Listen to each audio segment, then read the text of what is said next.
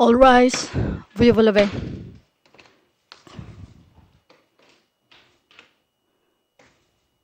The International Criminal Court is now in session. L'audience de la Cour pénale internationale est ouverte. Please be seated. Veuillez vous asseoir.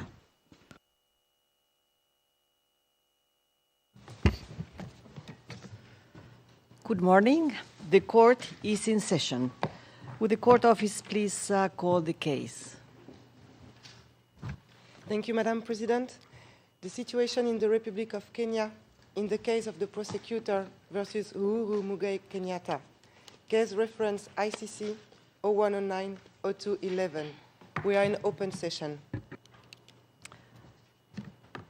May I ask the parties to introduce themselves for the record, starting with the prosecutor, please. Good morning, Your Honour.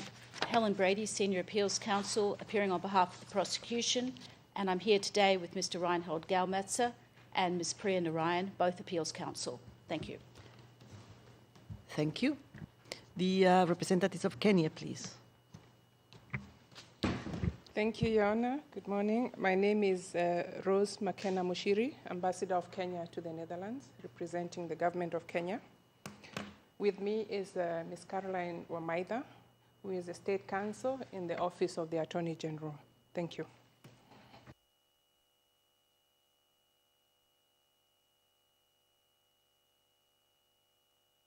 I'm sorry. I am Judge Fernandez, presiding judge of this appeal.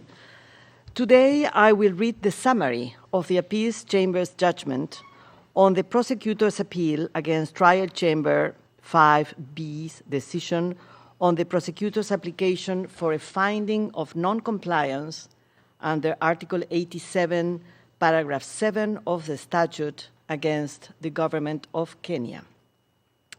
In today's summary, I will refer to the Trial Chamber's decision as the impugned decision.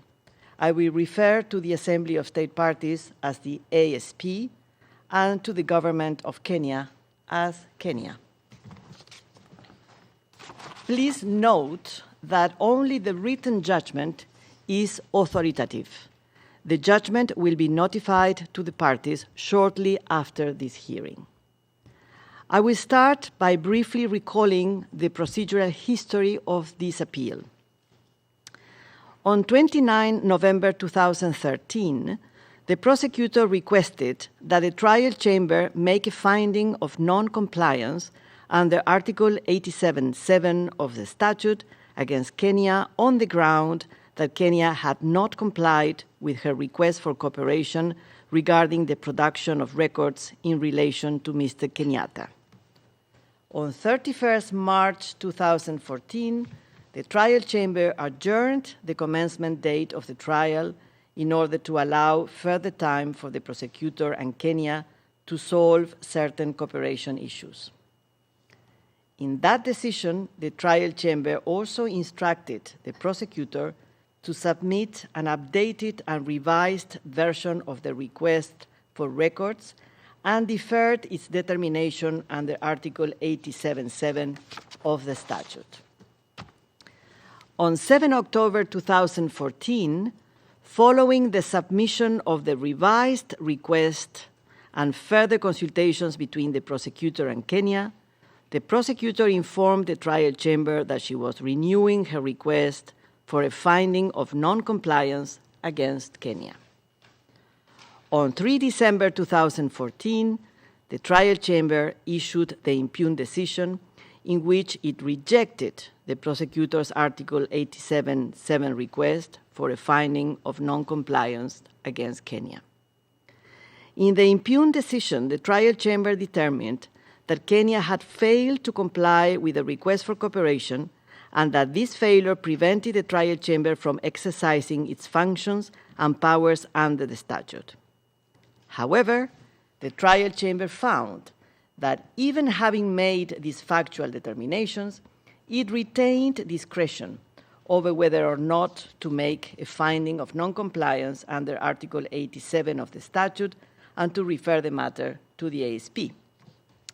After considering certain factors, it considered relevant the trial chamber decided not to refer the matter to the ASP and rejected the request.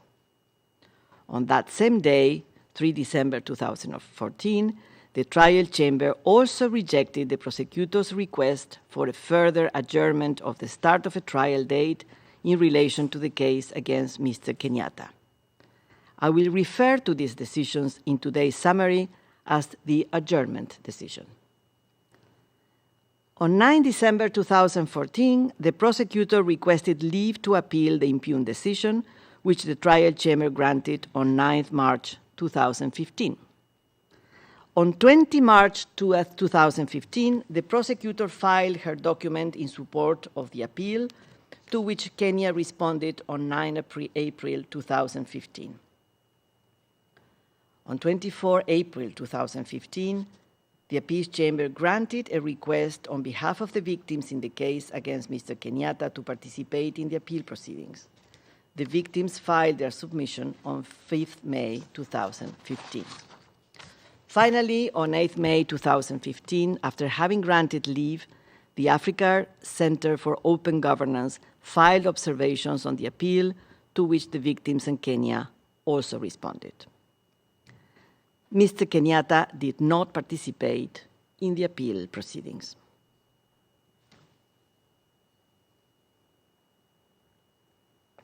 I will now turn to the merits of the prosecutor's appeal. The prosecutor raises two grounds of appeal. First, she argues that the chamber does have discretion in reaching its factual determination of whether a state has breached its obligations under Article 87(7) of the statute, and whether this non-compliance prevented the court from exercising its functions and powers. However, she argues, once these findings have been made, the chamber has no further discretion. Accordingly, the prosecutor submits that the trial chamber erred in law by not automatically referring Kenya to the ASP when, after having made the requisite factual findings in the impugned decision. Under the second ground of appeal, the prosecutor argues that if the trial chamber had discretion not to refer Kenya to the ASP, it erred in exercising its discretion by taking into account extraneous or irrelevant factors and by failing to take into account or give sufficient weight to relevant factors.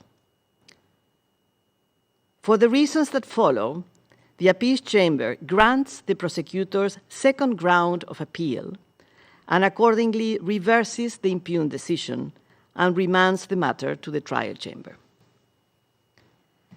Regarding the first ground of appeal, the appeals chamber considers that the question to be answered is whether, as a matter of law, the scope of a chamber's discretion under Article 87(7) of the statute is, 1, as argued by the prosecutor, limited to making a finding relevant to the factual determinations of a failure to comply with a request to cooperate, which has prevented the court from exercising its functions and powers under the statute.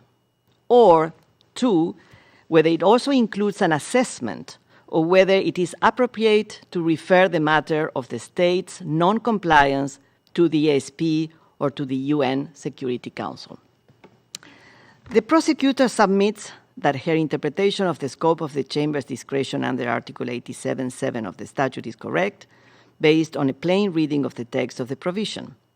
She also argues that policy reasons support this interpretation, submitting that the trial chamber's approach would damage the court's cooperation structure and implies that the court accepts non-cooperation by states. The appeals chamber is not persuaded by the prosecutor's arguments. First, regarding the wording of Article 87(7) of the statute, the appeals chamber notes that this provision contains two clauses. The first clause contains a factual prerequisite that must be met for a finding of non-compliance to be made, namely, that there is a failure to comply with a request for cooperation that is of a certain gravity. In other words, there must be a failure to comply by a state, and this failure must be of such a degree that it prevents the court from exercising its functions and powers under the statute. If this factual prerequisite is met, the second clause of Article 87.7 of the statute provides in the relevant part that the court may make a finding to that effect and refer the matter to the ASP. At the outset, the Appeals Chamber notes that the second clause of Article 87.7 of the statute is introduced by the term may, as opposed to the term shall.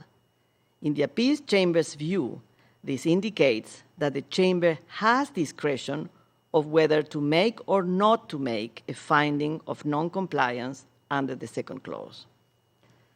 However, the Appeals Chamber notes that the combination of the terms may and the conjunction and in the second clause raises the question of whether the term may only applies to the finding of non-compliance, which would result in a referral as a necessary consequence, or whether may refers to both aspects of the second clause, which is to say that it refers to making a finding to that effect and referring the matter.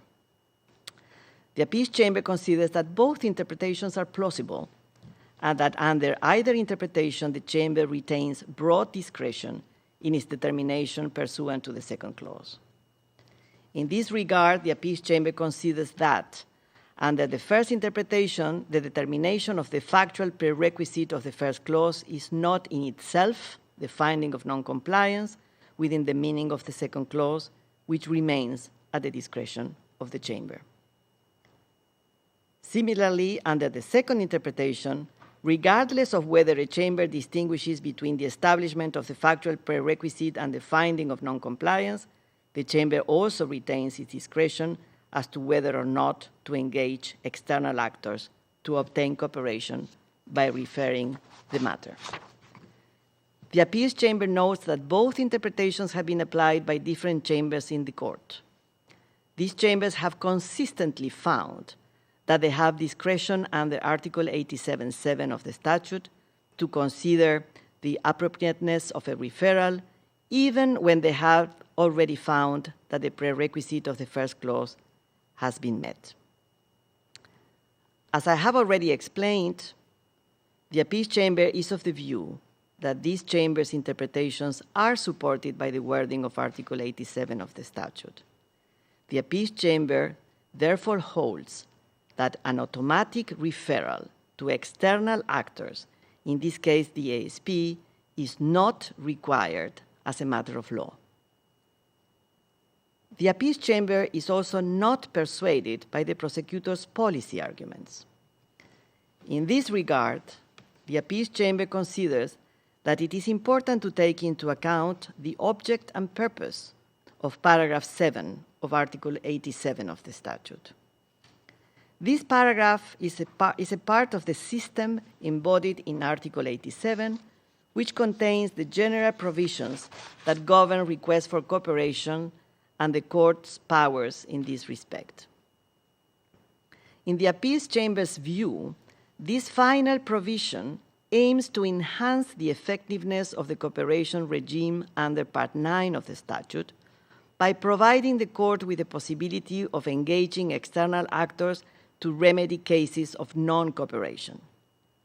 Since the object and purpose of the provision is to foster cooperation, the Appeals Chamber considers that a referral to those particular actors was not intended to be the standard response to each instance of non-compliance, but only one that may be sought when the Chamber concludes that it is the most effective way of obtaining cooperation in the concrete circumstances at hand.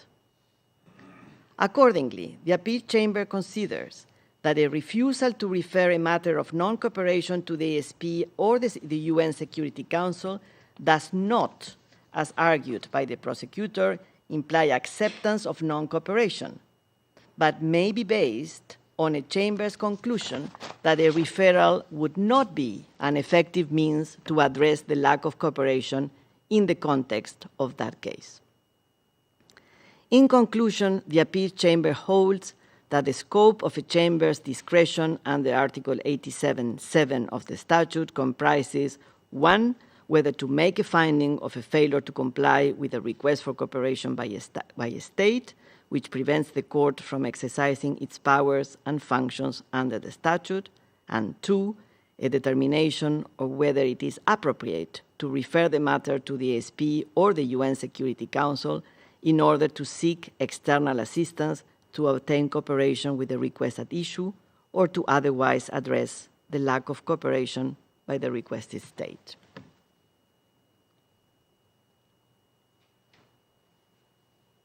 Accordingly, the Appeals Chamber finds that the trial chamber did not err in law by not automatically referring Kenya to the SP once it had made a factual determination of a failure to cooperate that affected the trial chamber's ability to exercise its functions and powers under the statute. The prosecutor's first ground of appeal is therefore rejected. I will now turn to the prosecutor's second ground of appeal. Under the second ground of appeal, the prosecutor argues that if the trial chamber did have discretion regarding whether to refer the matter to the SP, it erred in the exercise of its discretion by considering irrelevant factors and by failing to consider or properly weigh other relevant factors.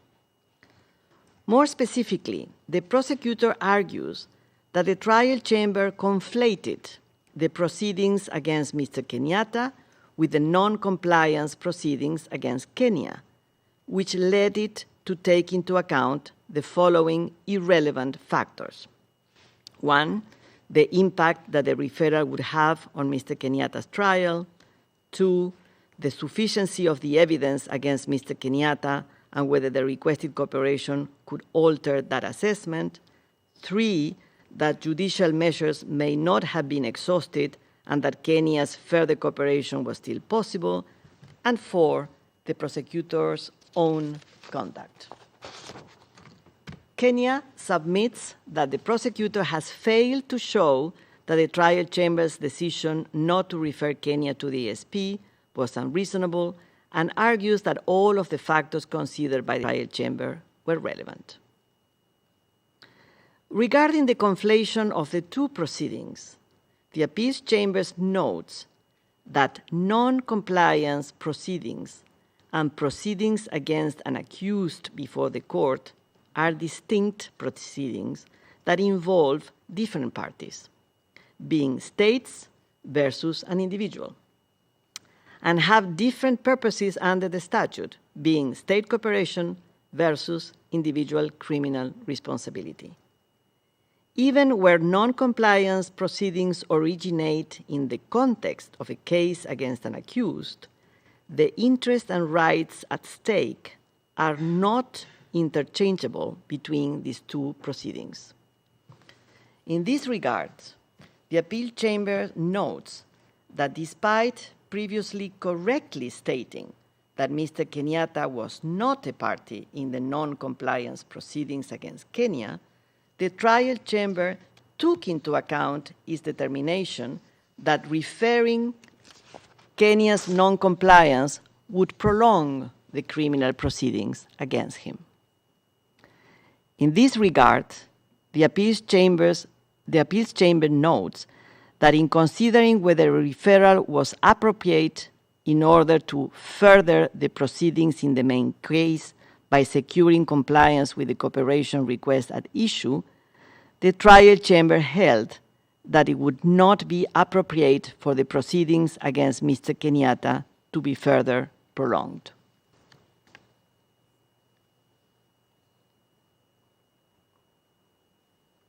However, the Appeals Chamber observes that the trial chamber did not hold that the referral would be inappropriate to secure cooperation, but instead found that the question of whether the referral would assist in obtaining cooperation was moot due to its determination in the adjournment decision not to further postpone the start of the trial against Mr. Kenyatta.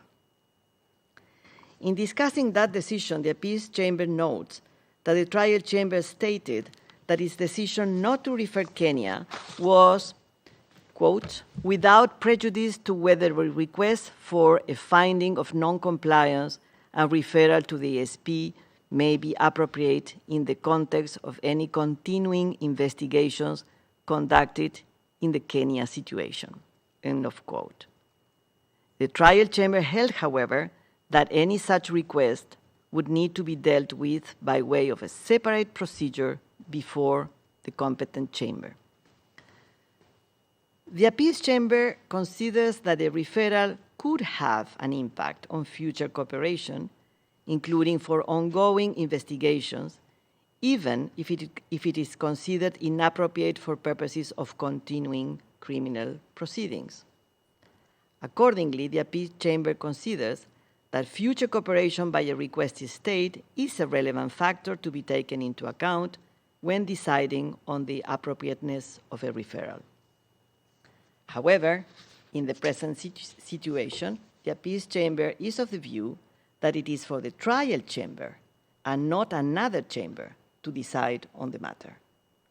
Regardless of the adjournment decision and the subsequent withdrawal of the charges against Mr. Kenyatta, the appeals chamber considers that the trial chamber was and remains competent to decide on whether it would be appropriate to refer Kenya's non-compliance to the ASP. Regarding the sufficiency of the prosecutor's evidence and whether compliance with the cooperation request could change that assessment, the appeals chamber recalls that the trial chamber held, when considering whether to refer the matter, that the possibility of obtaining the necessary evidence, even if the revised request was to be fully executed, is still nothing more than speculative. However, in the context of reaching its factual determination under the first clause of Article 87(7), the trial chamber held that Kenya's non-compliance impinged upon its ability to fulfill its mandate under Article 64, and in particular its truth-seeking function in accordance with Article 69(3). The appeals chamber notes that Article 69(3) provides in the relevant part that the court shall have the authority to request the submission of all evidence that it considers necessary for the determination of the truth. The appeals chamber is of the view that it is within a chamber's discretion to consider whether a particular factor affects the determination of a failure to comply with the cooperation request or to refer the matter of non-cooperation, or both. However, the factor must be assessed consistently throughout the decision. The appeals chamber considers that the trial chamber's assessment that the impact of any evidence that would be derived from the full implementation of the revised request was nothing more than speculative, clearly contradicts its finding that Kenya's non-cooperation with the revised request impinged upon its truth-seeking function in accordance with Article 69(3). In the appeals chamber's view, this patent contradiction makes the first assertion unreasonable and calls into question the second one. Indeed, the appeals chamber considers that these contradictory findings raise the question as to whether the trial chamber made a proper determination of a failure to cooperate of a certain gravity as required by the first clause of Article 87(7) of the statute. In this respect, the appeals chamber considers that if the trial chamber was uncertain about the importance of the potential evidence, it is unclear why it concluded that the lack of the requested evidence prevented it from exercising its functions. Second, The appeals chambers also considers that the trial chamber's conflation of the trial proceedings against Mr. Kenyatta and the non-compliance proceedings affected its consideration of whether judicial remedies had been exhausted or whether there was still a possibility that Kenya could cooperate. The appeals chambers considers that the trial chamber did not make a clear finding as to whether judicial remedies had been exhausted. In this regard, the appeals chamber recalls that the trial chamber stated that it considered it appropriate to decide on the prosecutor's request because, quote, allowing a further adjournment would be contrary to the interest of justice under the circumstances, rather than because the chamber finds there to be no possibility of further cooperation, end of quote. The appeals chamber considers that the conclusion that a deadlock is reached with regard to a cooperation request is a key factor to determine the existence of a failure to comply with such a request. Regarding the prosecutor's own conduct, the appeals chamber considers that the conduct of the requesting party, in this case the prosecutor, may be a relevant factor if the actions of the requesting party have negatively impacted the requested state's ability to cooperate.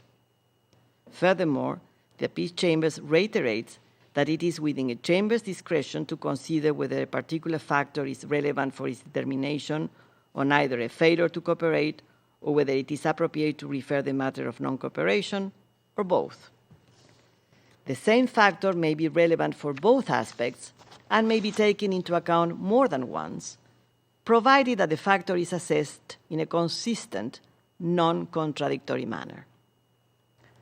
In this regard, the appeals chamber notes that the trial chamber took the prosecutor's conduct into account in reaching its determination that Kenya had failed to comply with the request to cooperate under the first clause of Article 87.7 of the statute. Indeed, the trial chamber determined that Kenya had failed to cooperate, notwithstanding the chamber's concerns regarding the adequacy of the prosecutor's approach to litigation. Given that the trial chamber had already determined that the prosecutor's conduct had not adversely impacted the obligation of Kenya to cooperate, the appeals chamber finds that it was contradictory for the trial chamber to later consider the same conduct when rejecting the application to refer the matter to the ASP. Accordingly, the appeals chamber considers that the prosecutor's conduct was not assessed in a consistent manner, and the trial chamber therefore erred in its assessment of this factor for the determination of whether to make a referral. In conclusion, the appeals chamber finds that the trial chamber erred in the exercise of its discretion by conflating the non-compliance proceedings against Kenya with the criminal proceedings against Mr. Kenyatta, by failing to address whether judicial measures had been exhausted, and by assessing the sufficiency of evidence and the conduct of the prosecutor in an inconsistent manner. The appeals chamber finds that these errors materially affected the trial chamber's decision not to refer the matter of Kenya's non-compliance. The appeals chamber is also of the view that these errors prevented the trial chamber from making a conclusive determination on the existence of a failure to comply with a request to cooperate by the court,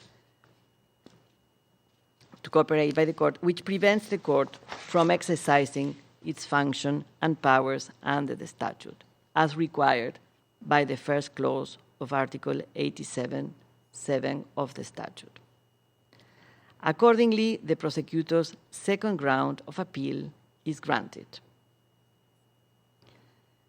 Having found that the trial chamber erred in the exercise of its discretion and granted the prosecutor's second ground of appeal, I will now turn to the requested relief.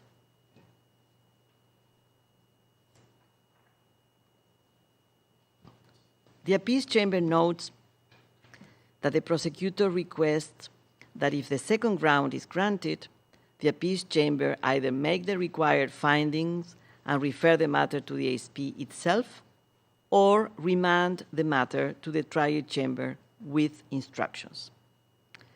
The appeals chamber considers that, as a general matter, chambers of first instance who are familiar with the entirety of the proceedings are better placed to identify and assess the relevant facts and circumstances in order to decide whether engaging external actors under Article 87(7) of the statute would be an effective measure to foster cooperation.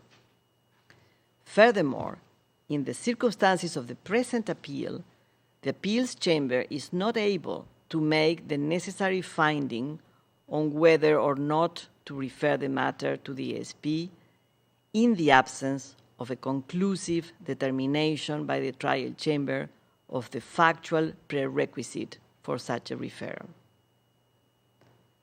The appeals chamber therefore considers it appropriate to remand the impugned decision for the trial chamber to determine whether Kenya has failed to comply with the cooperation request that has prevented the court from exercising its functions and powers under the statute, and decide, if that is the case, whether or not to refer the matter to the ASP.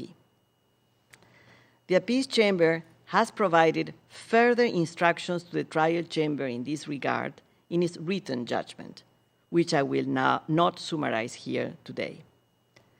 This concludes the summary of the appeals chamber's reasons for reversing the trial chamber's decision on the prosecutor's request for a finding of non-compliance under Article 87(7) of the statute against Kenya. This also concludes today's hearing. My last task is to thank the interpreters and court reporters. The session is now closed. All rise. We will